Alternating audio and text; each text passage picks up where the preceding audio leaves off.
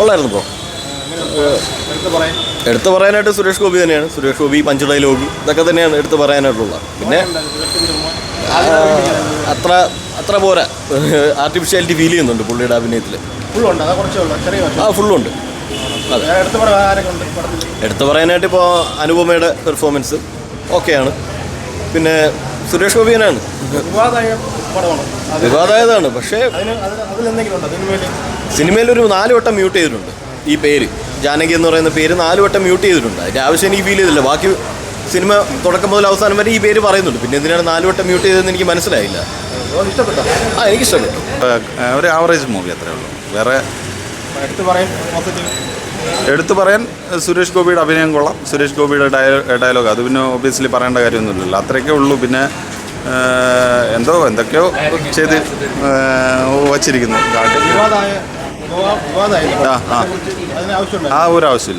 ഒരാവശ്യമില്ലായിരുന്നു. വളരെ ഇല്ല, നമുക്കൊന്നും മനസ്സിലായിട്ടില്ല. എന്തോ 1-2 സ്ഥലത്തെ മ്യൂട്ട് ചെയ്യുന്നു, അതുപോലും എന്തിനാണെന്ന് നമുക്കൊന്നും മനസ്സിലായിട്ടില്ല. ഒരു ആവറേജ് മൂവി അത്ര. കുഴപ്പമില്ല, ഉയർന്നു വരും എന്ന് തോന്നുന്നു. കുഴപ്പമൊന്നുമില്ല. അതല്ല പക്ഷേ പുള്ളിക്കൊരു താല്പര്യമില്ലാത്ത വിധത്തിൽ അഭിനയിക്കുന്നു എന്നുള്ളൊരു തോന്നിയിട്ടുണ്ട്. മറ്റേ നമ്മുടെ ആസിഫ് അലിയുടെ അനിയനും കിടിലമായിട്ടുണ്ട്. നല്ല സിനിമ, നല്ലൊരു കോർട്ട് റൂം ഡ്രാമയാണ്, നല്ലൊരു ത്രില്ലറാണ്, ഇൻവെസ്റ്റിഗേഷൻ പാർട്ടുണ്ട്. നമുക്ക് ധൈര്യമായിട്ട് തുടക്കം മുതൽ ഒടുക്കം വരെ യാതൊരു ലാഘവുമില്ലാതെ കാണാൻ പറ്റിയ സിനിമയാണ് നമ്മുടെ. പിന്നെ സുരേഷ് ഗോപിയുടെയും അനുപമയുടെയും പെർഫോമൻസ്.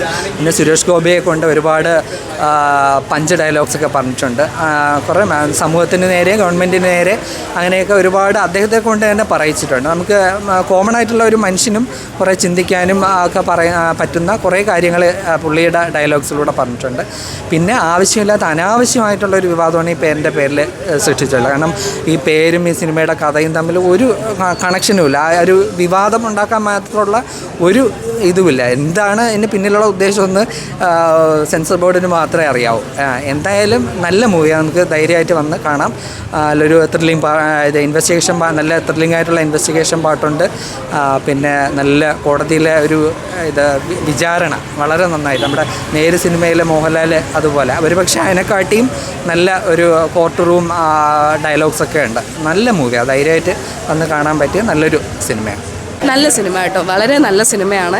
നല്ലൊരു ത്രില്ലർ മൂവിയാണ്.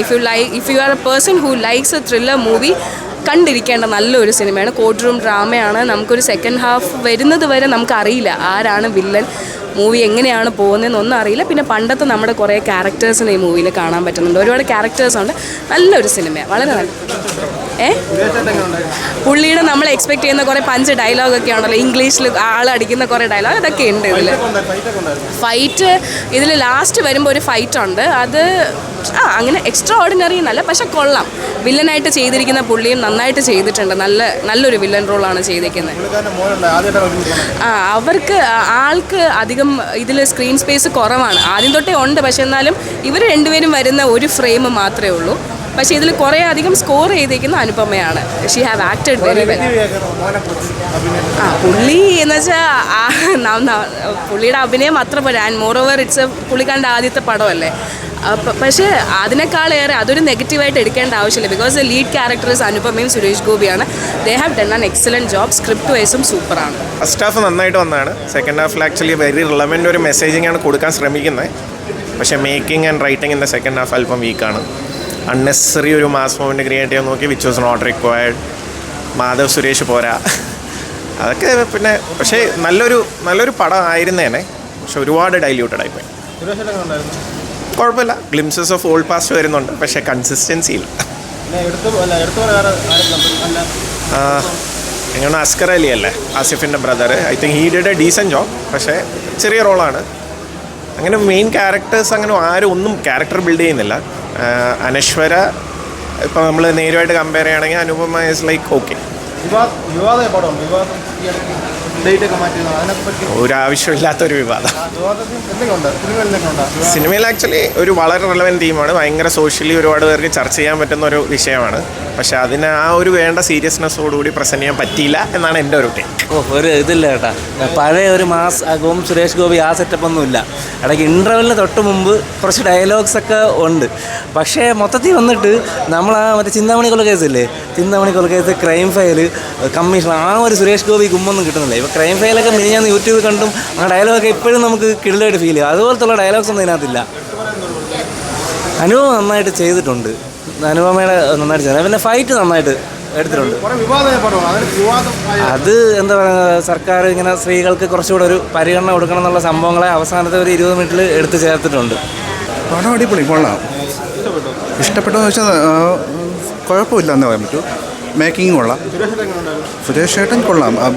വലിയ പടമൊന്നുമല്ല, കുറച്ചേ ഉള്ളൂ, അവിടെ ഇവിടെയൊക്കെ ഉള്ളൂ പുള്ളി. പിന്നെ ക്ലൈമാക്സിലാണ് പുള്ളിയുടെ ഒരു ശരിക്കുള്ളൊരു ഇത് വരുന്നത്. വിവാദം എന്ന് വെച്ചാൽ ജാനകി എന്നുള്ള പേരിനെ പറ്റിയാണ് അവർ പറയുന്നത്. പക്ഷേ അതിൽ ഈ എന്താ പറയുക, അവർ പറയുന്ന രീതിയിലൊന്നുമില്ല. അങ്ങനെയൊന്നുമില്ല. നേരത്തെ നടന്ന സംഭവങ്ങൾ വെച്ചിട്ടുള്ള ഒരു പടം മൊത്തം.